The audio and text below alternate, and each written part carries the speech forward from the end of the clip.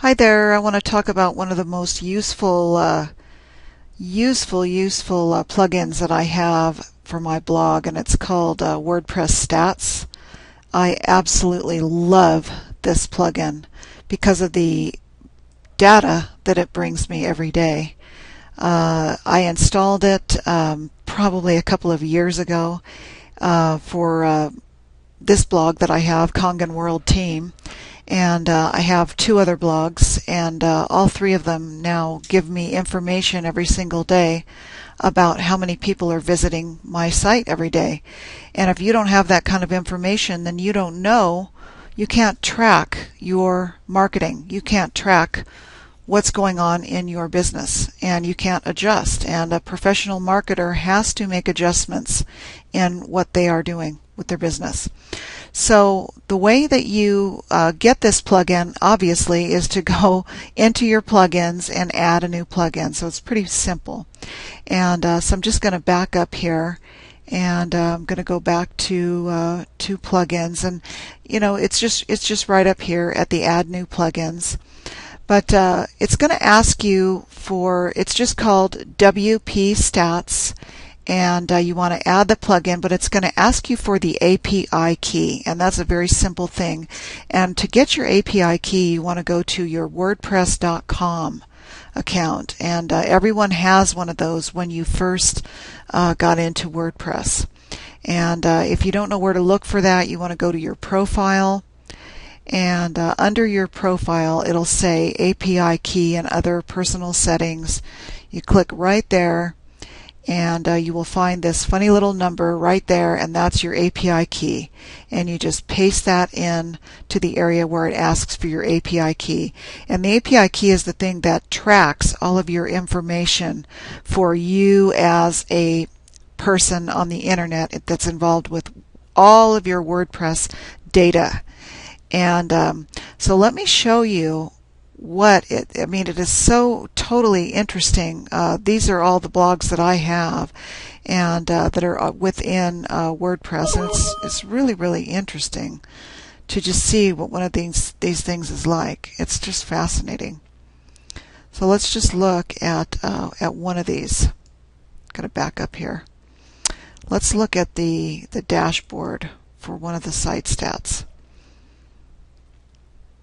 You can look at daily, weekly, and monthly, and it tracks the amount of visitors, and you can kind of get an idea of the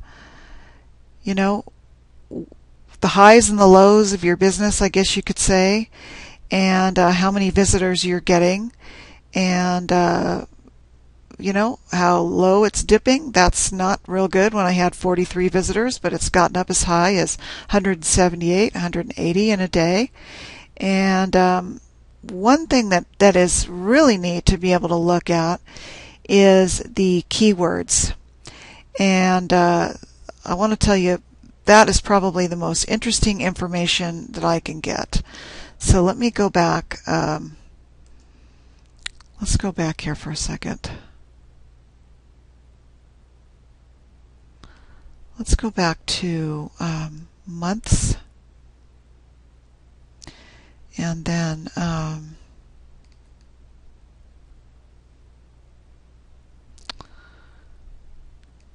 right here it's telling me that these are the keywords that people were searching for on my blog in the last few months.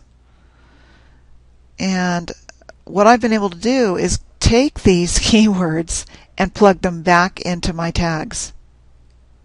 And that is really, really useful information to me.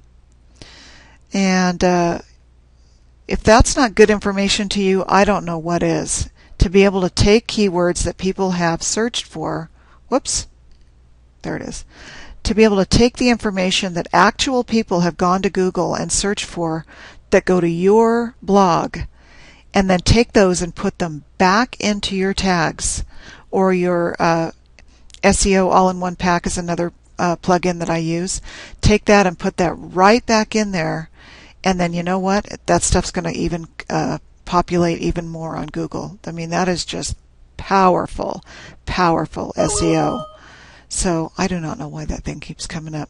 But anyway, that was just something that I wanted to share with you guys, and I hope that that's interesting information to you. So get yourself that WordPress stats, and there's a lot more information that you can use with it, like the top posts. You can find out about the top posts that people have been searching on your blog, and what people have been looking at and what they've been reading, and you can actually look individually at different posts that they're reading, and what are the most popular posts on your blog.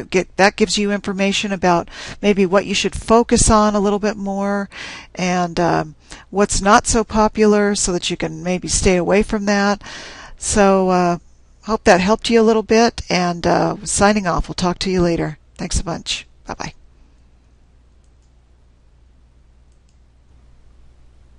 Hi there, everybody. I wanted to give you a little lesson today on how we put this photograph on our web form here on our blog, because a couple people have been asking how did we do that. So I'm going to give you just a short tutorial here. You have to have an Aweber account, of course, and they've got some really cool web forms over at Aweber. And so let's go over to Aweber, and you want to go into web forms, of course, and you can see that they have some that already have a photograph in it, but I wanted to use my own photograph. And back to the photograph. This was a customized ebook cover that was made by Gavin Mountford and the networkingsuperstar.com. So if you want your own ebook cover made, I would suggest that you go to gavinmountford.com or the networkingsuperstar.com, and Gavin and his graphic artist can make you something like that. But so what I did was I downloaded my photograph to PhotoBucket, and then just copied the link, and then I went to my web form in my Aweber, and then I just went into the images area here, and I simply took the link, and I just copied it right over here, took the direct link, copied it, pasted it in here, and I don't think many people know that you can do this. And then there's what's called a placeholder, and it starts out down at the bottom, and then you just have to play with it and move it up, and then it moves up above in your form there. Then what you can do is you can take this stuff out down at the bottom if you want to. I like to remove this stuff down at the bottom. You can edit so that you can even move this up a little bit more, of course, that you got name and email. And then if you still want that arrow there, of course, you want to edit this header so that it says grab our free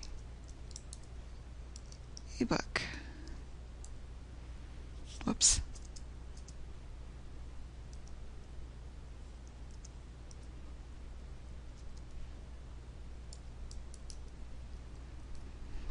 And then you just click OK, and you've got yourself a wonderful looking, pretty cool form, and you just save it, and that's about it. And you've got your own customizable photograph in your widget.